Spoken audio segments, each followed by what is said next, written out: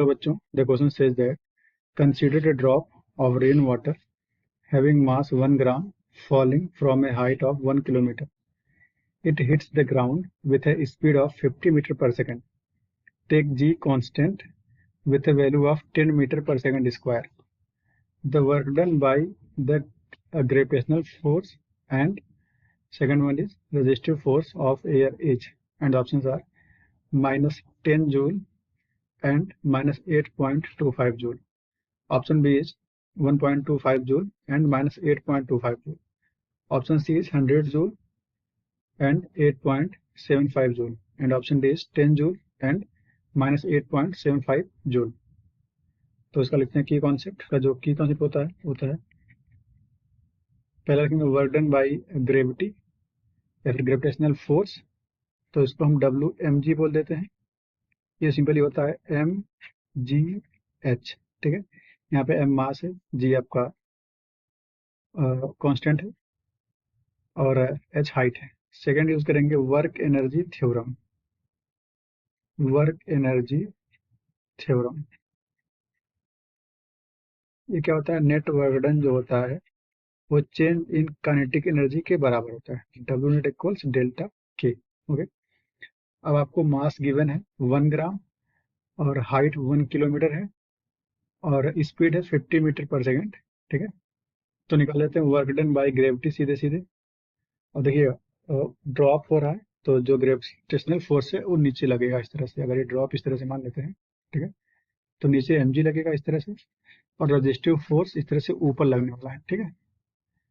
तो जो mg का वर्क डन है, देखिए डिस्प्लेसमेंट भी नीचे ही हो रहा है, इस तरह से ड्रॉप नीचे आ रहा है, तो जो mg का वर्क डन है वो पॉजिटिव होगा और जो रेजिस्टिव फोर्स है उसका नेगेटिव होगा, क्योंकि उसका फोर्स ऊपर है और डिस्प्लेसमेंट नीचे है, ठीक है। तो पहले निकालते हैं वर्क डन बाई ग्रेविटी। तो पहले लिखते हैं work done by gravitational force, ये हो जाएगा आपका WmG इक्वल्स mgh। पहले पुट करते हैं, m है 1 ग्राम तो इसको किलोग्राम में चेंज करते हैं, तो 1 × 10⁻³ g आपको 10 गिवन है और हाइट है 1 किलोमीटर, तो इसको चेंज करेंगे मीटर में, तो 1 × 10⁻³ तो W कितना आ जाएगा, WmG आ जाएगा आपका यहाँ 10⁻³ यहाँ +3, तो ये 0 आ जाएगा, 10 के पावर 1 हो जाएगा, तो बचेगा क्या, यहाँ पे सिर्फ 10 बचेगा, ठीक है, सिर्फ बचेगा 10 जूल। ये work done by gravitational force है 10 जूल। अब देखिएगा फिर पूछ रहा है work done by resistive force of air, ठीक है। अब लगा देते हैं आपका वही work energy theorem. Now by work energy theorem ये क्या बन जाएगा, WmG प्लस WF, जो जो रेजिस्टिव फोर्स F लगा है उसका वर्क डन क्या हो जाएगा, ये बन जाएगा K final minus K initial. देखिए K इनिशियल कितना होगा 0, क्योंकि ये ड्रॉप रेस्ट से फॉल कर रहा है, ठीक है, और K फाइनल हाफ mv² हो जाएगा। तो वैल्यू पुट कर देते हैं, तो आ गया WmG 10 जूल है, तो हो गया 10 plus work done by resistive force equals half, m आपका 1 ग्राम है, 1 × 10⁻³ और v² वेलोसिटी आपको गिवन है 50 मीटर पर सेकेंड से ए हिट किया है, तो इंटू 50 का स्क्वायर, ठीक है।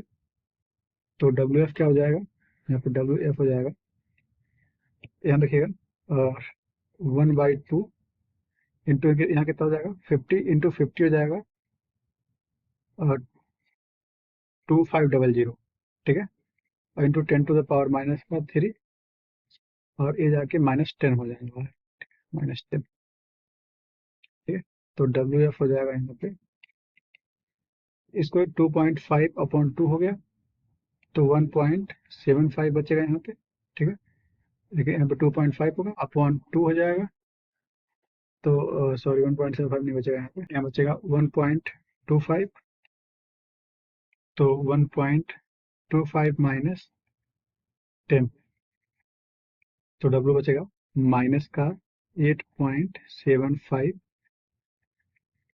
जूल। ये आपका work done by resistive force है। ठीक है, तो देखो ऑप्शन मैच कराते हैं। ऑप्शन है 10 जूल एंड -8.75 जूल।